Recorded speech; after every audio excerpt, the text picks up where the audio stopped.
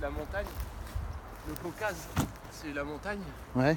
Et donc tu as des abeilles qui sont habituées à avoir des variations climatiques importantes.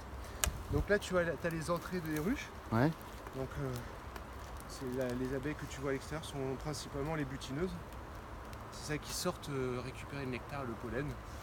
Donc celles qui travaillent dans la ruche sont plutôt les jeunes abeilles qui sont au travail à nourrir les larves, à construire les cadres, à stocker le nectar et le miel. Et certaines gardiennes commencent à sortir leur tête dehors. Et le plus beau métier de l'abeille, c'est butineuse, c'est le dernier métier. D'accord. Rapproche-toi derrière moi. Comme ça tu vas voir l'intérieur. Donc je leur fais coucou à l'intérieur, comme si je faisais coucou quand on va voir les amis. Hop. On va y aller vite parce que comme il fait froid, l'idée c'est pas trop les déranger. Ah oui, il y a quand même quelques milliers Là il y a d'abeilles. 5 000 abeilles. C'est magnifique. 5 cadres, donc il y a à peu près 25 000 abeilles. 25 000 abeilles. D'accord. La moitié d'une ruche. Une ruche c'est 50 000. Donc là tu leur... Je leur fais petit coucou. Ouais. Donc là tu as le mâle par exemple, tu vois, le mâle qui est beaucoup plus gros que l'ouvrière et tu vois qu'il a des gros yeux. C'est pour simplement bien voir la reine quand il y a vol de fécondation. D'accord. C'est pour ça qu'il est plus gros. Et lui pique pas. Lui il pique pas, d'accord. Voilà. Donc alors, lui il est gentil. Il est gentil, il sert uniquement à féconder la reine. Donc le monde des abeilles, c'est un monde de femmes, hein, principalement que des ouvrières. Ah, c'est femmes. C'est des ouvrières. Donc 99% c'est des ouvrières. Une reine et des mâles qui sont là uniquement pour féconder la reine au cas où. Tu t'es fait piquer. Hop là. Voilà.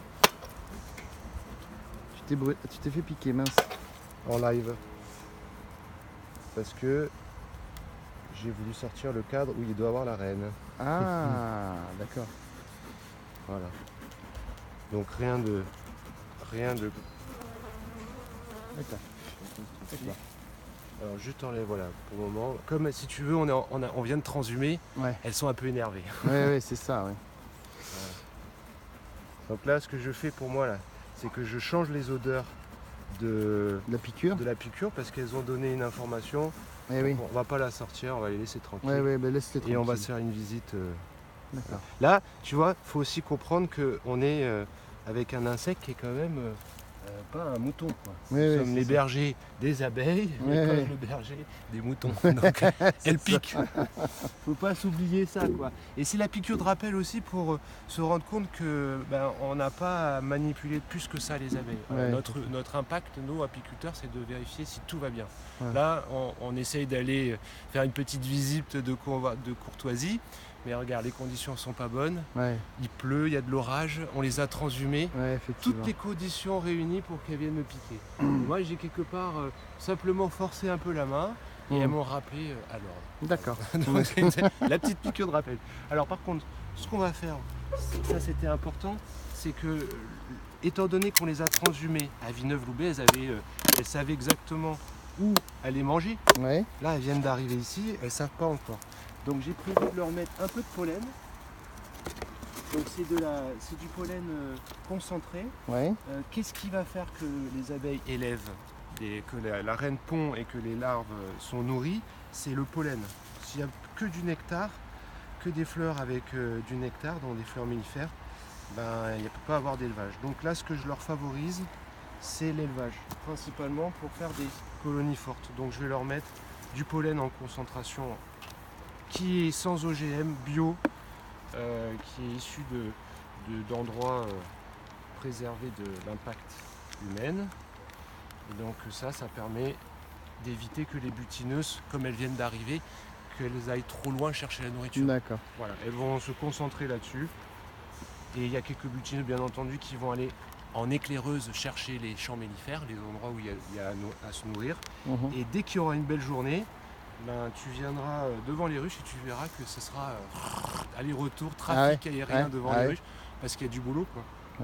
Il y a de quoi se nourrir dans le coin. Donc là, il y a une connexion entre la ruchette et le garde-manger. C'est ça, tu as des petits trous avec une entrée par le devant. Oui, oui, d'accord, ok. Et elles viennent comme ça, Alors attends, le petit tout trou. en étant à Ouais, l'intérieur. voilà, montre. Ah ouais, d'accord, je vois le petit trou, d'accord, Qui est qui est là. sur l'angle. Qui est sur les angles, Permet d'accord. de rentrer tout D'accord. en étant protégé au chaud. Ouais, ouais, d'accord. C'est Il y comme a une si elles allaient à la température cave. malgré tout ou pas? Ouais, Température adéquate pour l'élevage, 37 degrés. d'accord, donc, mais en fait, le rucher est quand même assez. Elle s'autorégule, j'imagine. Voilà, elle gère la régulation de la température par elle-même. Il y a des abeilles qui gèrent que ça. Elles ventilent, elles thermorégulent. Et elles permettent d'avoir comme ça une température adéquate, 37 degrés. C'est pour ça aussi que là, en l'ouvrant, celle d'à côté, on a changé Oui, cette température dans la ruche. On a ouvert le toit. eh oui, c'est ça. Et automatiquement, ben, elles n'aiment pas ça. Il faut qu'elles travaillent à la thermorégulation. Et du coup, ben, il y a un peu titillé. Donc première leçon apicole, jamais ouvrir ses ruches quand on a ces conditions-là, bien entendu. Ouais, bien. C'est la règle d'or, mais bon. On se fait plaisir parfois quand même. Hein. Et puis on n'est pas l'hiver, on n'a pas des températures non plus. En revanche, s'il fait trop chaud, Et ben, elle thermorégule aussi. pour, ok, réguler mais il sa- y a quand même des limites. Alors une abeille, elle peut monter à 50 degrés sans problème. Ah oui? C'est-à-dire d'accord. que la température du corps, ça ne les gêne pas. C'est la thermorégulation de la ruche, elles maintiennent ces 37 degrés. Ok. Donc des abeilles vont être devant de la ruche et elles vont amener de l'air frais en ventilant En et en vente. ramenant de l'air comme une climatisation Ah ferait d'accord, dans ok. une maison. Oh, c'est Exactement fantastique, pareil. fantastique. Et à l'inverse, pour amener de la chaleur, elles vont thermoréguler en faisant des frictions avec leurs ailes. Donc elles Ok. vont créer de la calorie. Ah, Et en faisant cette friction, eh ben, ça va créer de la calorie et par la ventilation, elle va amener la chaleur au cœur de la ruche. elles sont fortes. C'est une autorégulation de la température. Et d'autant Coucou plus, Denis, d'autant plus que ce est-ce que sont, tu penses que Denis il pourrait prendre une, comment on appelle ça, une combi. une combi? Il en a, je sais pas si c'est ouvert. Tu peux nous rejoindre si tu veux, mais en prenant une combi dans la voiture blanche. Dans le coffre de la combinaison de la voiture blanche là-bas, le Duster, il y a une combinaison dans le coffre.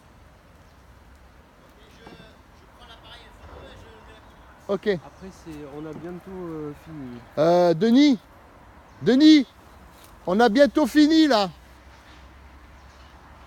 Il y aura l'occasion de faire d'autres photos la prochaine fois. Ouais, Ça, c'est vraiment le petit plus qui va faire qu'elles vont se sentir bien.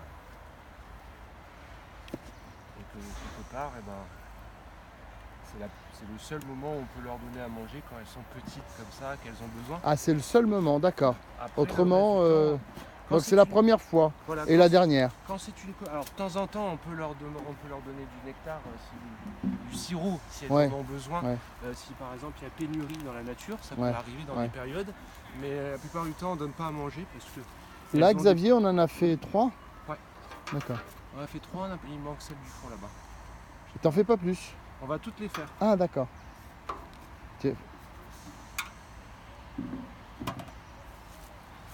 Vraiment dans le pif ce matin, je les ai transmis. Ouais, c'est pas toi, hein? Qui Non. viennent voir, hein, Tu c'est moi. penses qu'elles t'ont Ah, reconnu, ah, c'est mais ça? Elles me connaissent. C'est impressionnant. Ça fait quelques semaines qu'on travaille ensemble là. Puis, ce matin, c'est moi qui les ai dérangés dans leur